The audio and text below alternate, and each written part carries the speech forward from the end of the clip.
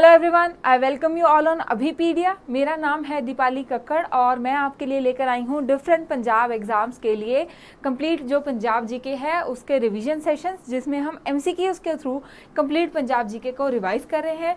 ठीक है जी। और लास्ट जो हमने सेशन किया था उसमें हमने जो गुरु जी की हिस्ट्री है उसमें से जो पंजाब हिस्ट्री है उसको रिवाइज करना स्टार्ट किया था। और जैसे कि मैंने बताया था कि ये हमारा एक काफ़ी इंपॉर्टेंट टॉपिक बनता है और जो भी एग्जाम होगा उसमें से इस टॉपिक में से कुछ ना कुछ क्वेश्चंस तो जरूर आते हैं। ठीक है, तो मेन पॉइंट है as I have said earlier also कि जिस टॉपिक से हमें क्वेश्चंस बनते हैं तो हमें उसको अच्छे से रिवाइज करके जाना ही है। ठीक है जी। तो आज भी सेम हम सिख हिस्ट्री के ऊपर ही है जो नेक्स्ट क्वेश्चंस को आज भी हम रिवाइज करने वाले हैं। तो चलिए आज के सेशन को शुरू करते हैं। ठीक है जी। और सबसे पहले एक इम्पॉर्टेंट इन्फॉर्मेशन, जो भी students different Punjab government exams को टारगेट कर रहे हैं साल, उनके लिए एक बहुत ही अच्छा प्लान लेकर आया है Abhipedia, that is powered by Abhimanyu IAS. कि आप अगर डिफरेंट पंजाब एग्जाम्स को टारगेट कर रहे हैं, जैसे कि नायब तहसीलदार, एक्साइज टैक्सेशन इंस्पेक्टर, पटवारी, पीएसपीसीएल, किसी भी एग्जाम को अगर टारगेट कर रहे हैं तो आप क्या कर सकते हैं, आप जो अभिपीडिया का सब्सक्रिप्शन प्लान है स्टेट अलाइड एग्जाम के लिए, पंजाब स्टेट अलाइड, उसको क्या है उसको ज्वाइन कर सकते हैं। और इसका क्या बेनिफिट है कि आप इसको एक बार ज्वाइन करेंगे और जो भी डिफरेंट पंजाब एग्जाम्स होंगे उनका जो भी एग्ज़ाम आएगा आप उन सभी एग्ज़ाम्स की तैयारी कर सकते हैं सिर्फ एक प्लान के अंदर। ठीक है जी। वैसे तो इस प्लान की कॉस्ट है 25,000, बट अभी के लिए 90% ऑफ पे है। ठीक है ना। तो जल्दी से जो अर्ली बर्ड डिस्काउंट है उसको अवेल कीजिए और अपनी पंजाब एग्ज़ाम्स की तैयारी कीजिए काफ़ी कॉस्ट इफेक्टिव वे में और स्ट्रेटजाइज करके। तो चलिए आज का सेशन शुरू करते हैं। और आज के सेशन का फर्स्ट क्वेश्चन है कि Guru Arjan Dev ji was born in which city. ठीक है, तो गुरु अर्जन देव जी है उनका जो जन्म है वो किस सिटी में हुआ था। लास्ट टाइम हमने जो गुरु साहिबान के रिलेटेड ही हिस्ट्री करनी शुरू की थी। ठीक है जी।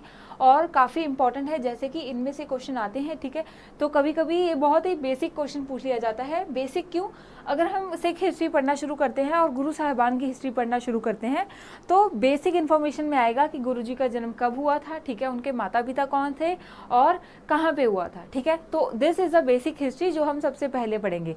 और मैंने लास्ट सेशन में भी बताया था कि इसके साथ और क्या कुछ इंपॉर्टेंट फैक्ट्स रहते हैं जो हमें पढ़ने चाहिए। वो होंगे कि उनकी क्या कुछ मेजर उन्होंने इंस्टीट्यूशन स्टार्ट की थी। ठीक है, कौन सी उन्होंने सिटी या शहर बसाया था। ठीक है, ये रहेगा। और कोई उनकी इंपॉर्टेंट कॉम्पोजिशन रहेंगी। ये कुछ इंपॉर्टेंट फैक्ट्स है जो हमें गुरु साहिबान की हिस्ट्री के रिगार्डिंग सारे कंप्लीट करने होंगे। ठीक है, तो फर्स्ट क्वेश्चन है कि Guru Arjan Dev ji was born in which city. Option है A Lahore, B Multan, C Goindwal Sahib and D Amritsar. ठीक है, तो अगर आप अच्छे से पंजाब हिस्ट्री है उसको रिवाइज करके चल रहे हैं तो क्वेश्चन काफ़ी इजी है। ठीक है, तो इसका आंसर क्या है, सी गोइंदवाल साहिब। ठीक है जी। तो देखिए ये है कंप्लीट फैक्ट्स जो आपको पढ़ के जाने हैं गुरु साहिबान की हिस्ट्री के रिगार्डिंग।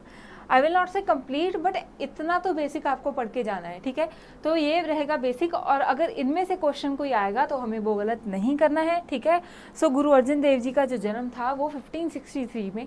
ठीक है, ईयर का इतना नहीं रहेगा बर्थ में, क्योंकि कुछ ईयर में या मंथ्स में कुछ हिस्टोरियंस के हिसाब से कभी कभी थोड़े से चेंजेस आ जाते हैं। ठीक है, बट जैसे बर्थ प्लेस है गोइंदवाल साहब, ये एक इंपॉर्टेंट फैक्ट है, इसको याद रखिए। ठीक है, और माता पिता का नाम, ठीक है, तो गुरु अर्जन देव जी किनके घर पैदा हुए थे, गुरु रामदास जी और बीबी पानी। ठीक है जी। और उन्होंने क्या क्या कॉम्पोजिशंस की थी, तो इन्होंने सुखमनी साहब का पार्ट था उसको कंपोज किया था और साथ में जो आदि ग्रंथ है उसकी कॉम्पोजिशन भी गुरु अर्जन देव जी ने ही की थी। ठीक है, जिसको हम पोथी साहब भी बोलते हैं। ठीक है, और जो इसमें पहले 4 गुरु रहे हैं उनकी सभी जो रचनाएं थी वो भी इसमें इंक्लूडेड की गई थी। ठीक है, और उन्होंने कौन सी जो सिटी है वो फाउंड की थी। ठीक है, Tarn Taran Sahib and Kartarpur. And again a point to remember कि ये करतारपुर इज डिफरेंट, जो गुरु नानक देव जी ने करतारपुर बसाया था। ठीक है, जो कि अब वेस्ट पाकिस्तान में है, और जो गुरु अर्जन देव जी ने करतारपुर बसाया था वो जलंधर डिस्ट्रिक्ट के अंदर है। ठीक है जी। और एक इम्पॉर्टेंट चीज़ कि गुरु अर्जन देव जी ने ही दसवंत सिस्टम है जिसमें जो है अपनी इनकम का 1/10 जो है देने की बात की गई थी फॉर रिलीजियस पर्पज़ के लिए। वो क्या है, दसवंत सिस्टम, ये किसने शुरू किया था, गुरु अर्जन देव जी ने। सो क्लियर है। तो ऐसे ही सारे फैक्ट्स करके हमें जाने हैं अच्छे से, ताकि हम एग्जाम में किसी भी क्वेश्चंस को गलत करके ना आए। ठीक है, और अपनी जो सिलेक्शन है उसको सिक्योर करें। ठीक है, तो अब चलते हैं नेक्स्ट क्वेश्चन की तरफ। सो नेक्स्ट क्वेश्चन भी काफ़ी इजी है कि विच सिख गुरु इज नॉन एज हिंद की चादर, ठीक है। ऐसा बहुत ही सिंपल क्वेश्चन है। देखिए इसके रिगार्डिंग तो मैं ये भी नहीं बोलूँगी कि आपको हिस्ट्री पढ़नी चाहिए, आपको 10 गुरु साहिबान के अगर नेम भी याद हैं, ठीक है, बेसिक अगर आपको सिर्फ इतना भी पता है कि कौन से गुरु ने क्या इंपॉर्टेंट रोल निभाया था, तो उसी से ये क्वेश्चन हो जाएगा, ठीक है। तो बहुत इजी क्वेश्चन है, सबका सही होना चाहिए कि विच सिख गुरु इज नोन एज हिंद की चादर। ऑप्शंस भी पढ़ने की जरूरत नहीं होनी चाहिए। तो आंसर है हमारा सी, गुरु तेग बहादुर जी, ठीक है। जो 9वें गुरु हुए थे उनको क्या बोला जाता है, हिंद की चादर, ठीक है। क्यों बोला जाता है, क्योंकि जब गुरु तेग बहादुर जी सिख धर्म है जो उसका प्रचार करने के लिए इंडिया की डिफरेंट जो है सिटीज़ में ट्रैवल कर रहे थे, ठीक है। उसके बाद जब वो पंजाब में वापस आते हैं तो वो देखते हैं कि जो मुगल एडमिनिस्ट्रेशन है वो काफ़ी फोर्सफुली है हिंदूज का कन्वर्जन करवा रही है, किसमें, इस्लाम में, ठीक है।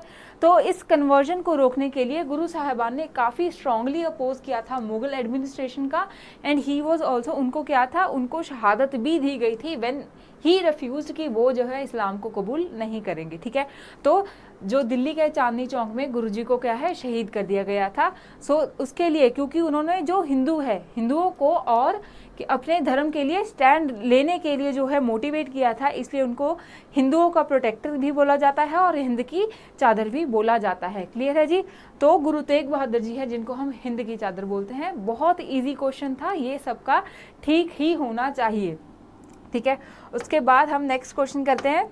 तो third question is which of the following is not composition of संत कबीर, ठीक है। तो ये क्वेश्चन है जो PSSB ने प्रीवियस ईयर एक लास्ट साल में एक एग्जाम लिया था उसमें पूछा था, ठीक है। कभी कभी ऐसे थोड़े से difficult question, kind of difficult क्यों, क्योंकि हम जो डिफरेंट संत हैं उनकी जो भी कॉम्पोजिशन है वो वी नो कि वो गुरु ग्रंथ साहिब जी में इंक्लूडेड हैं, बट हम वो कॉम्पोजिशंस को इतने ध्यान से नहीं पढ़ते हैं, तो इसलिए ये क्वेश्चन क्या है वो थोड़ा सा डिफिकल्ट हो जाता है। तो क्योंकि ये प्रीवियस ईयर में आया हुआ है तो हम इसको भी रिवाइज करके चलेंगे, क्योंकि प्रीवियस ईयर के लाइंस पे ही कई बार जो है अगेन वो क्वेश्चन रिपीट हो जाते हैं या वैसे ही क्वेश्चन जो है वो रिपीट हो जाते हैं, ठीक है। तो अगर आप प्रीवियस ईयर भी रिवाइज करते रहेंगे तो एग्जाम में आप 1-2 क्वेश्चन और अच्छे से जो है वो निकाल पाएंगे, ठीक है जी। तो क्वेश्चन है कि which of the following is not the composition of संत कबीर की कौन सी कॉम्पोजिशन नहीं है, ए साखी ग्रंथ, बी अनुराग सागर, सी बीजक या डी वैराग्य संदापनी, ठीक है जी। तो इसका करेक्ट आंसर है डी वैराग्य संदापनी, ठीक है। क्योंकि जो बाकी तीनों कॉम्पोजिशन है वो तो संत कबीर की ही कॉम्पोजिशन है, बट जो वैराग्य संदापनी है वो गोस्वामी तुलसीदास जी की कॉम्पोजिशन है, ठीक है। क्लियर। तो विच ऑफ द फॉलोइंग कौन सी कॉम्पोजिशन नहीं है संत कबीर की, वैराग्य संदापनी। क्लियर है। अगर अब ये क्वेश्चन आएगा तो हम इसको बिल्कुल करेक्टली मार्क करके ही आएंगे एग्जाम में, ओके। तो ये रहा इसका answer, Vairagya Sandipani is a book of Goswami Tulsidas. Clear. Fourth question है कि अभी नेक्स्ट क्वेश्चन करते हैं। तो fourth question is dash is known as Guru की काशी, ठीक है। तो कौन से जो शहर है उसको गुरु की काशी बोला जाता है, ठीक है। तो ऐसे क्वेश्चंस एग्जाम में आते हैं तो हमें इससे क्या अंडरस्टैंडिंग बनती है कि ज़रूरी नहीं है कि हमें सिर्फ फैक्ट्स करके जाने हैं, ठीक है, कि किस गुरु ने क्या कंपाइल किया। थोड़ा सा हमें उसको एक हिस्ट्री को एक स्टोरी लाइन की तरफ से भी पढ़ना होगा कि क्या क्या डेवलपमेंट हुई थी, ठीक है, किस हिसाब से डेवलपमेंट हुई थी, कहाँ पे जाके क्या हुआ था, ठीक है, और उस चीज़ का क्या सिग्निफिकेंस है। अगर हम इसको अच्छे से पढ़ेंगे, ठीक है, सिर्फ फैक्ट्स को नहीं रटना है, अगर एक स्टोरी लाइन लेकर चलेंगे, ठीक है, और डेवलपमेंट्स को पढ़ते रहेंगे तो ऐसे क्वेश्चंस काफ़ी इजी हो जाएंगे, ठीक है। तो क्वेश्चन है कि which city is known as Guru की काशी, तो कौन सी सिटी को बोला जाता है गुरु की काशी। ऑप्शन ए है Amritsar, B Talwandi Sabo, C Kiratpur Sahib and D Baba Dera Baba Nanak, ठीक है जी। तो इसका करेक्ट आंसर क्या है, इसका करेक्ट आंसर है बी तलवंडी साबो, ठीक है। और हमें क्यों जो है हिस्ट्री को डेवलपमेंट्स के रूप में पढ़ना है, ठीक है। अगर हम जैसे हमने पढ़ लिया कि गुरु की काशी बोला जाता है, किसे बोला जाता है, तलवंडी साबो को, ठीक है। रीज़न क्यों बोला जाता है, ठीक है, वो भी तो साथ में करके जाना है। हमने जब लास्ट सेशन किया था उसमें हमने किया था कि 10वीं ग्रंथ है, ठीक है, उसमें जो भी गुरु गोविंद सिंह जी की कॉम्पोजिशंस हैं वो इंक्लूडेड है, ठीक है। तो अभी देखिए अगर हम उसको अच्छे से पढ़ें उस फैक्ट को, ठीक है, उसके साथ हम सारी अपनी जो रीज़न है वो जोड़ देंगे तो ये क्वेश्चन भी हो जाएगा। क्यों, क्योंकि जो गुरु गोबिंद सिंह जी थे, उन्होंने जो दसम ग्रंथ का कंपाइलेशन किया था वो तलवंडी साबो में ही किया था, ठीक है। इसीलिए इसको गुरु की काशी बोला जाता है, that is centre of wisdom, ठीक है। और काशी क्यों? क्योंकि जो इंडिया का सेंटर ऑफ विजडम है, सेंटर ऑफ लर्निंग है, ठीक है, जहाँ पे नॉलेज काफ़ी प्रोफिलेट हुई है, ठीक है, वो है काशी। तो इसीलिए जो तलवंडी साबो है उसको गुरु की काशी बोला जाता है, जहाँ पे गुरु गोबिंद सिंह जी ने दसम ग्रंथ की जो है वो रचना की थी, ठीक है। और जो तख्त श्री दमदमा साहिब है, ठीक है, तलवंडी साबो में ही है, क्लियर है। तो ऐसे हमको जो कंप्लीट एक फैक्ट के साथ साथ सारा उसका जो भी रीज़न बिहाइंड है वो साथ लेके चलेंगे और इजीली जो भी पंजाब जी के है उसको पढ़ते जाएंगे, क्लियर है जी। अभी हम नेक्स्ट क्वेश्चन करते हैं। तो फिफ्थ क्वेश्चन है कि खालसा पंथ was created by Guru Gobind Singh ji in which year. बहुत इजी क्वेश्चन, बहुत सिंपल क्वेश्चन की खालसा पंथ की स्थापना गुरु गोबिंद सिंह जी ने किस साल में की थी, क्लियर। तो ये हम एक्चुअली में बचपन से पढ़ते आते हैं कि जो खालसा पंथ है उसकी स्थापना 10वें गुरु पातशाह गुरु गोबिंद सिंह जी ने विसाखी वाले दिन आनंदपुर साहिब में 1699 में की थी, ठीक है, क्लियर है। क्यों मैंने ऑप्शन नहीं पढ़े? क्योंकि ये तो हमारे टिप्स पे रहता है, ठीक है। अगेन पूरी लाइन करते हैं तो इनमें से डिफरेंट क्वेश्चन बन सकते हैं कि कौन से गुरु साहिबान ने की थी खालसा पंथ की स्थापना, ठीक है, कौन सा फेस्टिवल था, इस पे क्वेश्चन आ जाता है, या कौन सी सिटी थी और कौन सा ईयर था, ठीक है। तो ये चारों जो फैक्ट्स हैं इनको हम साथ साथ रिवाइज करते हैं, ठीक है। तो 10वें गुरु साहिबान गुरु गोबिंद सिंह जी ने वैसाखी वाले दिन 1699 में आनंदपुर साहिब में जो है खालसा पंथ की स्थापना की थी, और जो है एक ऑर्गेनाइज्ड मिलिट्री है जो सिख कौम को एक ऑर्गेनाइज्ड मिलिट्री फॉर्म में कन्वर्ट किया था, क्लियर है जी। तो ये है, इस हिसाब से हमें सारा जो है पंजाब जीके को रिवाइज करते हुए चलना है ताकि हम एग्जाम में जो अपने स्कोरिंग क्वेश्चंस हैं उनको अच्छे से करके आएँ और उनमें तो बिल्कुल कोई भी नेगेटिव नहीं जाएगा, क्लियर। अभी हम नेक्स्ट क्वेश्चन करते हैं। सो हमारा 6th क्वेश्चन है कि consider the following statement and select the correct code, ठीक है। जो कुछ हमें 2 स्टेटमेंट दी गई हैं और हमें पूछा गया है कि हमें बताना है कि कौन सी स्टेटमेंट करेक्ट है और कौन सी इनकरेक्ट है। फर्स्ट स्टेटमेंट है कि the battle of Khidrana of 1705 was the battle fought between Guru Gobind Singh ji and Alif Khan, ठीक है। तो पहली स्टेटमेंट ये बोल रही है कि जो बैटल ऑफ खिदराना है, जिन्हों से खिदराने ਦੀ ਢਾਬ भी बोलते हैं, वो जो है लड़ाई है वो गुरु गोबिंद सिंह जी ਅਤੇ मुगल फोर्सेस ਨੂੰ कौन लीड कर रहा ਸੀ? अलीफ खान। ਇਹਨਾਂ ਦੋਹਾਂ ਧਿਰਾਂ ਦੇ ਵਿਚਕਾਰ ਲੜੀ ਗਈ ਸੀ, ठीक है। और सेकंड स्टेटमेंट है कि Khidrana was renamed to Muktsar in honour of the sacrifice of 46 who fought and died in the battle, ठीक है। तो खिदराने को जो है रीनेम कर दिया गया था as Muktsar in the honour of those 46 who died in the battle, ठीक है। तो कौन सी स्टेटमेंट करेक्ट है और कौन सी इनकरेक्ट है? अगेन जो गुरु गोबिंद सिंह जी हैं उन्होंने काफ़ी जो है वो फाइट्स जो है वो उनकी काफ़ी जो है हम बोलते हैं फाइट्स की थी उन्होंने डिफरेंट जो है रूलर्स के साथ। क्यों? For the protection of Punjab state, ठीक है। तो कुछ लड़ाइयाँ जो थी उनकी हिल स्टेट के जो भी राजा थे उनके साथ होती थी और बाकी जो हैं वो मुगल फोर्सेस के साथ थी। और खिदराना वाज मोस्ट इम्पॉर्टेंट, मतलब एक काफ़ी इंपॉर्टेंट बैटल है जिसके बारे में हम सबको अच्छे से पढ़ना है, ठीक है जी। तो इनमें से कौन सी स्टेटमेंट करेक्ट है अब ये बताना है। तो इसमें से सेकेंड स्टेटमेंट है जो है वो करेक्ट है, ठीक है। तो आंसर क्या होगा हमारा? बी, 2 ओनली, ठीक है जी। तो क्यों? क्योंकि जो बैटल ऑफ खिदराना सी, ठीक है, वो लड़ी गई थी गुरु गोबिंद सिंह जी ਅਤੇ वजीर खान ਦੇ ਵਿੱਚ, ठीक है। अलीफ खान नहीं सी बल्कि खिदराने ਦੀ बैटल ਦੇ ਵਿੱਚ कौन सी? वजीर खान, जो कि मुगल फोर्सेस ਨੂੰ लीड कर रहा सी, ठीक है। और सेकंड स्टेटमेंट जो है वो बिल्कुल करेक्ट है। क्यों? क्योंकि जो 46 थे जिन्होंने आनंदपुर साहिब में कुछ साल पहले गुरुजी को बेदावा दे दिया था और वो छोड़ के साथ चले गए थे गुरुजी का फोर्सेस का, ठीक है। They reunited in the battle of Khidrana, ठीक है, and they fought very bravely, और वो सब जो है वो शहीद हो गए थे बहादुरी से लड़ते हुए। तो उनको जो है ऑनर करने के लिए गुरुजी ने है क्या किया था? खिदराने का नेम चेंज करके मुक्तसर कर दिया था, ठीक है। तो आजकल हम इसको मुक्तसर साहिब भी बोलते हैं, ठीक है। सो जो बैटल ऑफ खिदराना है उसमें फर्स्ट पॉइंट इज रॉन्ग, क्योंकि गुरुजी के साथ सामने कौन थी forces? Mughal forces led by Wazir Khan, ठीक है। तो फर्स्ट स्टेटमेंट इनकरेक्ट है, सेकंड करेक्ट है, क्लियर। ये अगेन सब वही हमने बताया कि जो जो भी था कि बेदावा देके जो सिख चले गए थे। एंड इस जो मेन पॉइंट है कि इस जो भी हमारी फाइट हुई थी इसमें जो गुरुजी की फोर्सेस हैं चाहे वो बहुत कम थी बट दे वॉन, ठीक है। उन्होंने जो मुगल फोर्सेस को पीछे खदेड़ दिया था, क्लियर है। नेक्स्ट क्वेश्चन है कि the founder of independent Sikh state was, ठीक है। तो who was the founder of independent Sikh state? पहले क्या था, और मतलब अगर हम हिस्ट्री पढ़ना शुरू करते हैं, ठीक है, तो हम इम्पॉर्टेंट कंट्रीब्यूशन पढ़ चुके हैं जो भी सिख गुरुज हैं उनकी, ठीक है। उसके बाद नेक्स्ट क्या डेवलपमेंट हुई सिख स्टेट में, ये भी इम्पॉर्टेंट पार्ट है हिस्ट्री का, ठीक है। तो काफ़ी इजी क्वेश्चन है, अगर आप मतलब कि रिवाइज करते रहिए अच्छे से और पढ़ते रहिए कि क्या क्या डेवलपमेंट हुई थी, ठीक है। जैसे कि गुरुजी ने बैटल्स लड़नी शुरू कर दी थी, किसके लिए, पंजाब के लिए, ठीक है, या फिर मुझे कहना चाहिए for the people of Punjab, ठीक है। जो भी लोग थे उनको प्रोटेक्ट करने के लिए गुरुजी ने क्या थी, जो बैटल्स शुरू कर दी थी। उसके बाद में जब महाराजा रणजीत सिंह जी आते हैं, तब वो क्या करते हैं, वो एक कंप्लीट पंजाब स्टेट को क्या है, इस्टेब्लिश करते हैं। क्लियर है। तो who was the founder of independent Sikh state, ठीक है। तो आंसर क्या रहेगा, ए महाराजा रणजीत सिंह जी, ठीक है जी। अगेन कुछ इंपॉर्टेंट फैक्ट्स कि महाराजा रणजीत सिंह, इसके बारे में आप सबको अच्छे से पढ़ना चाहिए कि जो हिस्ट्री है महाराजा रणजीत सिंह की, कहाँ पे उनका बॉर्न था, ठीक है, कहाँ के वो बॉर्न थे, कौन से मिसल में वो बॉर्न थे, उसके बाद उन्होंने कैसे जो है डिफरेंट कॉन्केस्ट के थ्रू जो है पंजाब स्टेट को कंबाइन किया और अपना जो है साम्राज्य बढ़ाया था, उसके बारे में, ठीक है। तो मेन ये है कि जो महाराजा रणजीत सिंह थे उन्होंने जो डिफरेंट मिसल्स थी उनको क्या किया था, कंबाइन किया था। और कैसे किया था, कुछ के साथ उनके क्या थे, मैट्रिमोनियल अलायंस थे, कुछ के साथ उनकी फ्रेंडशिप थी, और कुछ को उन्होंने हरा के जो है अपनी जो कंप्लीट स्टेट के अंडर ले लिया था, ठीक है।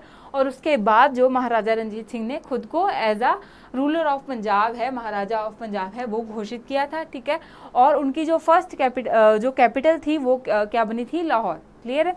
तो ये सब है, ठीक है, कि महाराजा रणजीत सिंह ने कैसे जो पंजाब स्टेट को इस्टेब्लिश किया था, ये भी एक इम्पॉर्टेंट टॉपिक रहता है।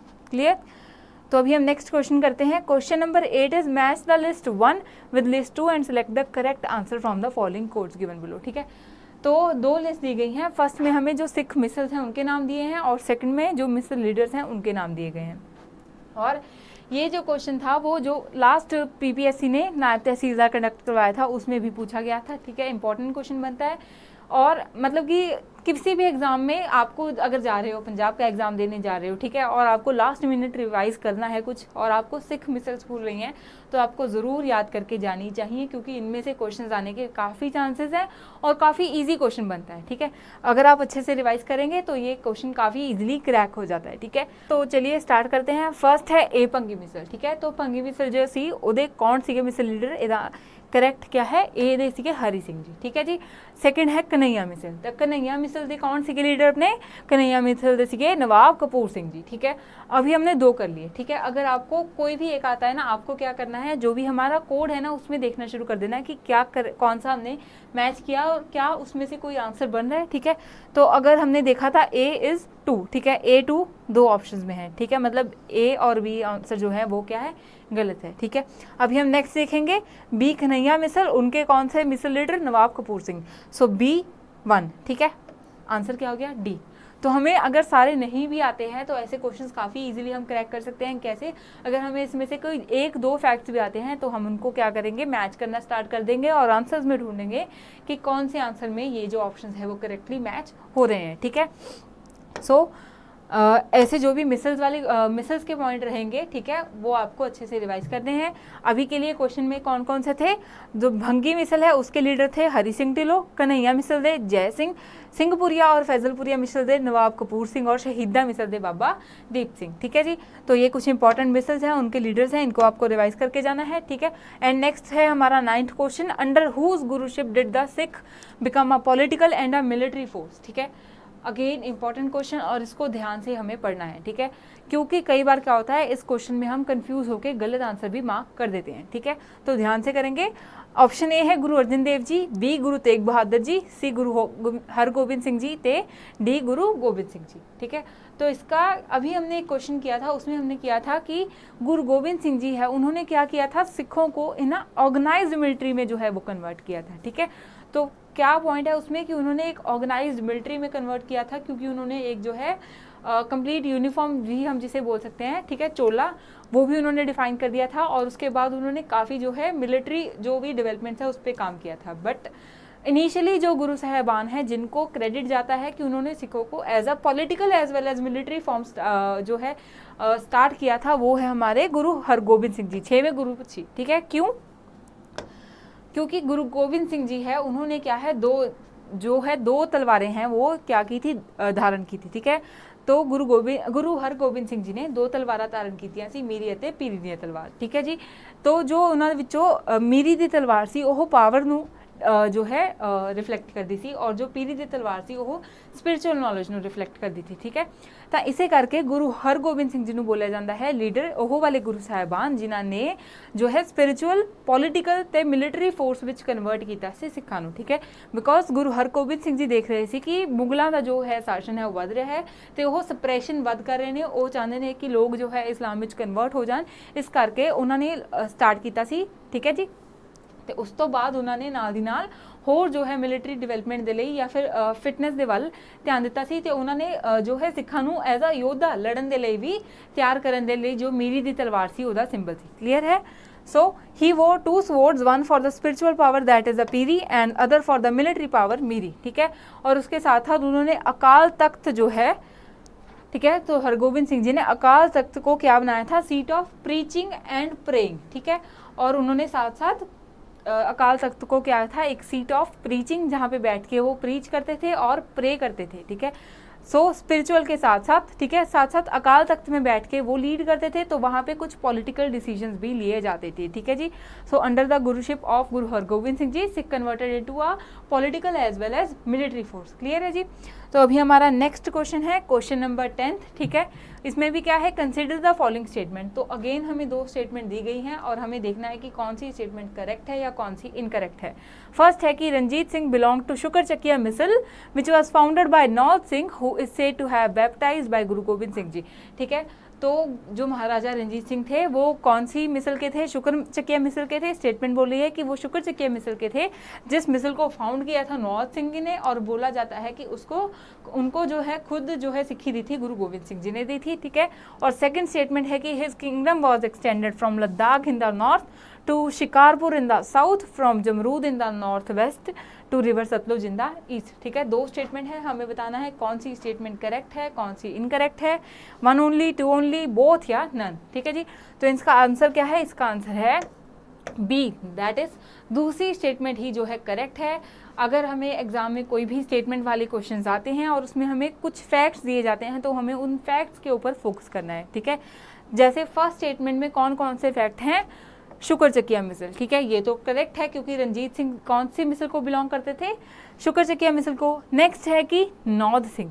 ठीक है, और थर्ड है कि जिनको खुद गुरु गोबिंद सिंह जी ने अमृत छकाया थी। ठीक है जी, तो इसमें से कौन सा फैक्ट गलत है, ये, क्योंकि शुक्र चकिया मिसल जो है वो किसके द्वारा फाउंड की गई थी, वो फाउंड की गई थी बुड्ढा सिंह जी द्वारा। ठीक है, तो ये इनकरेक्ट था। ठीक है, तो ऐसी जो भी इनकरेक्शंस रहेंगी स्टेटमेंट के अंदर आपको वो ढूंढनी है और उस स्टेटमेंट को क्या कर देना है, एलिमिनेट कर देना है। ठीक है, तो Ranjit Singh belong to Sukerchakia मिसल जिसको फाउंड किया था बुड्ढा सिंह जी ने। ठीक है जी, और महाराज रंजीत सिंह ने जो अपनी स्मॉल मिसल है उसको एक कंप्लीट जो है पंजाब स्टेट एम्पायर में कन्वर्ट कर दिया था। ठीक है, डिफरेंट कॉन्क्वेस्ट के थ्रू, और जो भी 12 मिसलें थी उनको सारे अपने साथ कंबाइन करके। ठीक है, एंड जो सेकंड स्टेटमेंट थी वो बिल्कुल करेक्ट है कि उनका एम्पायर कहाँ से कहाँ एक्सटेंडेड था। ये करेक्ट है कि वो लद्दाख से लेके देन शिकारपुर और देन जमरोन से जो सतलुज रिवर तक था महाराजा रंजीत सिंह के एम्पायर का जो था वो एक्सटेंड था। ठीक है, सो आई होप आप सबको ये सेशन अच्छा लगा हो, काफ़ी इसमें आपको नॉलेज मिली होगी, आपको कैसे रिवाइज करना है इसका एक वे भी आपको मिला होगा। ठीक है, तो ज्वाइन करते रहिए सेशन को और रिवाइज करते रहिए पंजाब एग्ज़ाम्स के लिए अपने जो भी पंजाब जीके है उसको। और अगर आपको एक कंप्लीट कोर्स की रिक्वायरमेंट है तो आप जो है पंजाब अलाइड एग्ज़ाम जो है सब्सक्रिप्शन पैकेज है उसको देख सकते हैं अभिपीडिया, और डिफरेंट पंजाब एग्ज़ाम्स की तैयारी कर सकते हैं काफ़ी easily. Thank you and see you in the next session.